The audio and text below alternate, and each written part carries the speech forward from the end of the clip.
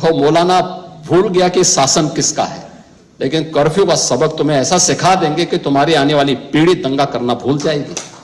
ये दाग दाग उजाला, ये शब जगीदा शहर, वो इंतजार था जिसका, ये वो शहर तो नहीं। ये फैज अहमद फैज की नज़म की पंक्तियाँ, और ये पंक्तियाँ योगी सरकार की कानून व्यवस्था पर फिट बैठ रही है कि कैसे एक पोस्टर पर लिखे 3 शब्दों ने यूपी के कई जिलों में जलती चिंगारी को हवा दे दी। कल्पना कीजिए, आई लव मोहम्मद के 3 शब्दों ने सड़कों को खून से लाल कर दिया। क्या ये पैगंबर की मोहब्बत है या सांप्रदायिक आग की चिंगारी? आज 27 सितंबर 2025 को योगी आदित्यनाथ गरजे, मौलाना भूल गया शासन किसका है। ऐसा सबक सिखाएंगे कि पीढ़ियां दंगे भूल जाएगी।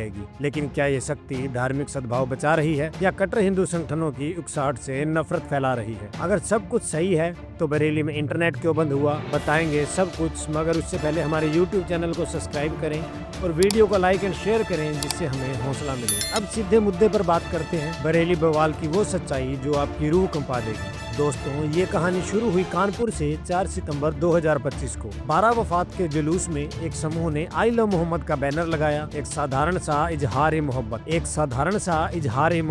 लेकिन स्थानीय हिंदू संगठनों ने इसे चुनौती मान लिया। विरोध हुआ, पुलिस ने बैनर हटवाए, 9 लोगों पर केस दर्ज हुए, 15 अज्ञात पर FIR। लेकिन ये आग नहीं रुकी, ये फैली पूरे प्रदेश में। मुस्लिम समुदाय ने समर्थन में रैलियां निकाली, पोस्टर लगाए, जबकि हिंदू संगठनों ने जवाब में आई लव महादेव और आई लव महाकाल के बैनर टांगे। लेकिन बरेली में ये विवाद रक्त रंजित हो गया। 26 सितंबर जुम्मे की दोपहर बरेली के आला हजरत मस्जिद में नमाज खत्म हुई और अचानक सड़कें भर गई। हाथों में आई लव मोहम्मद के पोस्टर और नारे गूंजे। इत्तेहादे मिल्लत काउंसिल के अध्यक्ष मौलाना तौकीर रजा की अपील पर भीड़ सड़क पर उतरी। पुलिस ने रोका तो पथराव शुरू हुआ।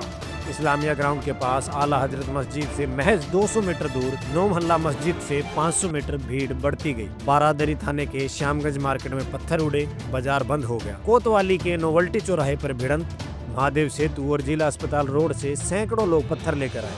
पुलिस ने लाठीचार्ज किया, दौड़ा कर पीटा।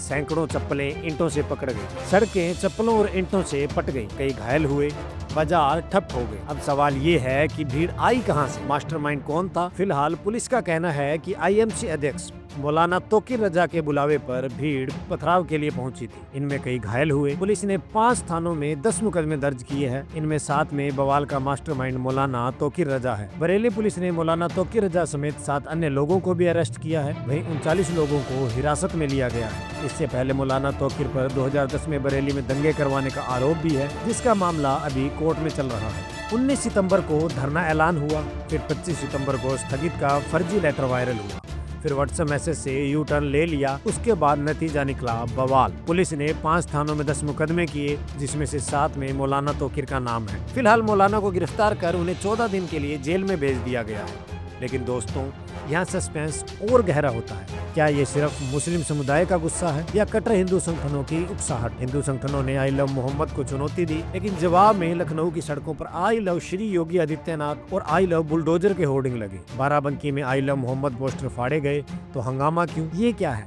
धार्मिक सौहार्द की हत्या? कट्टर हिंदू संगठन जैसे विश्व हिंदू परिषद, बजरंग दल, जिन्हें तौकीर ने आतंकी कहा, क्या वे देश का बंटवारा कर रहे हैं? उनकी उकसाहट से मुस्लिम युवा सड़कों पर आते